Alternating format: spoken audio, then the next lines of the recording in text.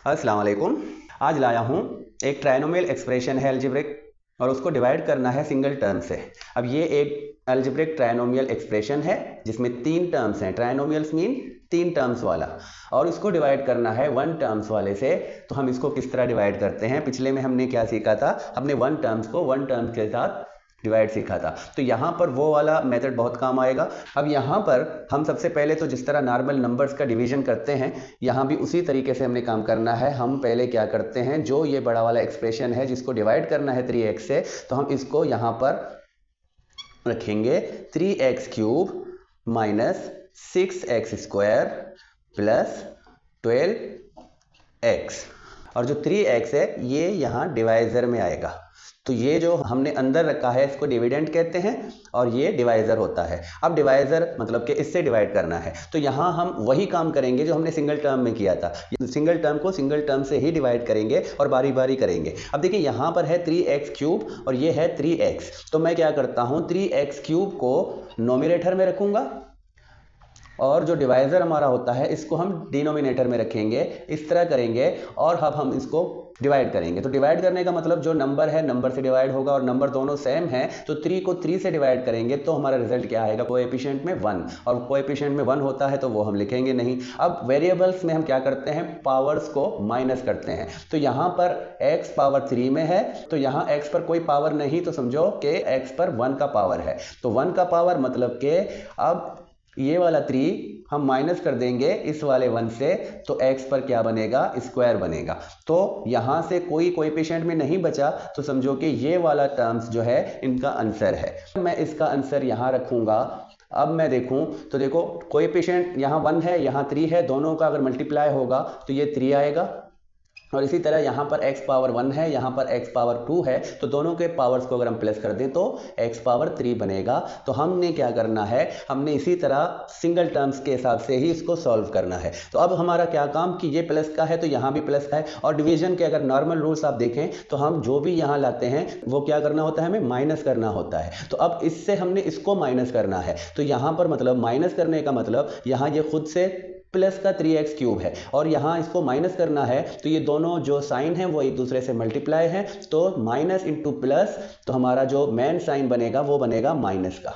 तो हमने इनको हम माइनस करना है, तो माइनस करने का मतलब कि ये दोनों एक दूसरे से कैंसिल आउट होंगे, तो हम इनको एक दूसरे से कैंसिल आउट करेंगे। और रिमेनिंग्स में अब 2 टर्म्स रहते हैं तो इनको नीचे उतारेंगे और यहाँ पर इन दोनों को जैसे हैं वैसे ही रखेंगे, प्लस 12x।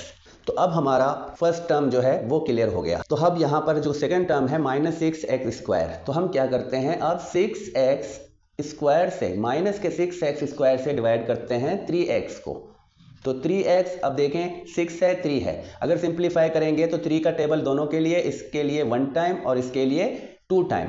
तो डिनोमिनेटर में जब 1 होगा तो समझो कि डिनोमिनेटर से कोई नहीं बचा। अब यहाँ पर 2 है तो हमारा जो आंसर में होगा -2।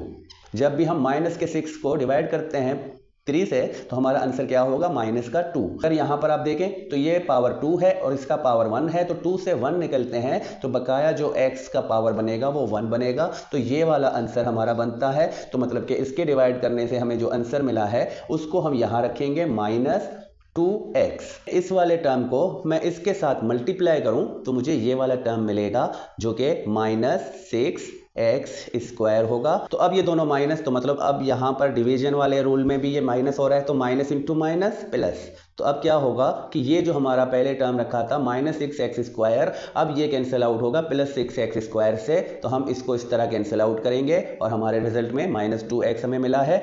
अब इसी तरह हम थर्ड टर्म्स को लेते हैं, तो थर्ड टर्म हमारे पास है 12x। अब 12x को हमने 3x से डिवाइड करना है, तो 12x डिनोमिनेटर में 3x, तो देखें यहाँ 12 है यहाँ 3 है, 3 1 टाइम और यहाँ पर 3 का टेबल 4 टाइम, तो हमारा आंसर क्या होगा 4। और यहाँ 1 पावर में x है, यहाँ भी 1 पावर में x है, तो पावर 1 -1, तो x पर क्या पावर आएगा 0, तो 0 मीन्स के 1।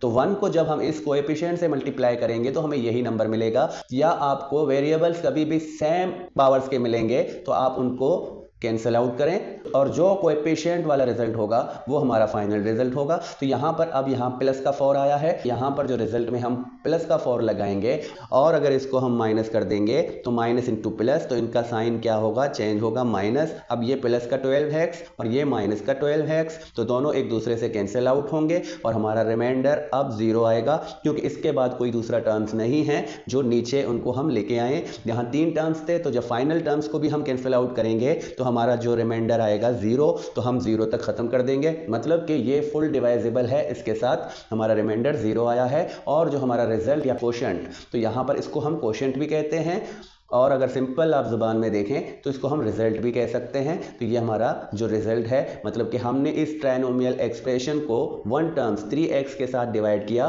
तो हमारा रिजल्ट क्या मिला, x² माइनस 2x प्लस का 4। तो ये एक ट्राइनोमियल है और ये हमारा रिजल्ट है। तो उम्मीद है आपको अच्छा लगा होगा। तो यही तरीका होता है सिंपल डिवीजन का। अब यहाँ पर एक सिंगल टर्म से डिवाइड था, तो इंशाल्लाह नेक्स्ट में हम 2 टर्म्स वाले से डिवाइड करना सिखाएंगे। नेक्स्ट वीडियो तक खुदा हाफिज़।